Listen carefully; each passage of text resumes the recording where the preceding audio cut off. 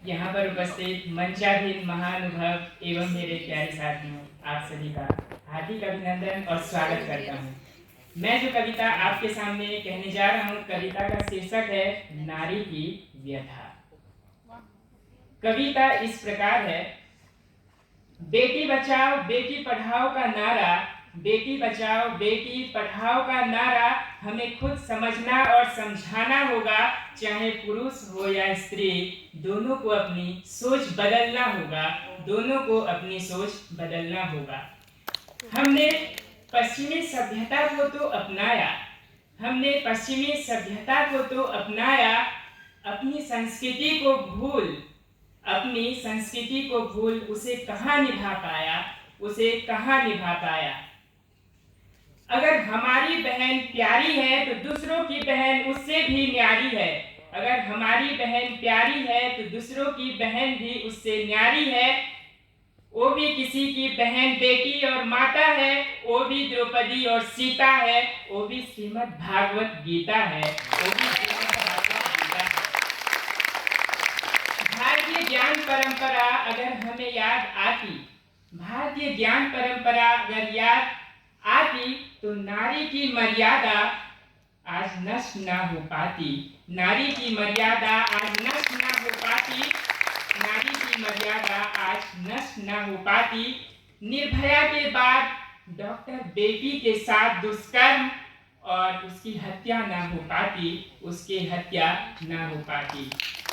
साकार सपनों की थी वो परिंदा, साकार सपनों की थी वो परिंदा, एक पल में चूर चूर कर दिया वो दरिंदा, एक पल में चूर चूर कर दिया वो दरिंदा। उस सेमिनार हॉल में बेटी दर्द से चीख रही थी, मदद मांग रही थी। उस सेमिनार हॉल में बेटी दर्द से चीख रही थी, मदद मांग रही थी। अंत में खुद से हार गई, अंत में खुद से हार गई, खून से लथपथ थी उसकी काया, कोई एक मदद को आगे न आया, कोई एक मदद को आगे न आया।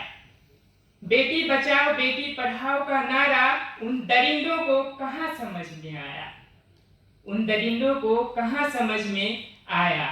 वो दीवारें भी कांप रही थी, वो दीवारें भी कांप रही थी, खिड़कियां भी विवश थी, बेटी न्याय मांग रही थी।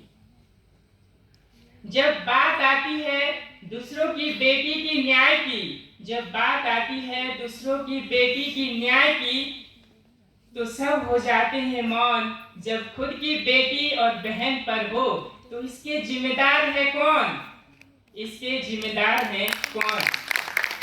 तो आओ प्रण लो मेरे साथ और ये आह्वान करो, तो आओ प्रण लो मेरे साथ और ये आह्वान करो। नारी की मर्यादाओं को समझो और उन्हें सम्मान करो, और उन्हें सम्मान करो, क्योंकि बेटी हमारी है पूरे समाज की है, बेटी देश की पूरे विश्व की है। नारी ही इस सृष्टि के कर्ता भी है, नारी ही इस सृष्टि के कर्ता भी है। धन्यवाद।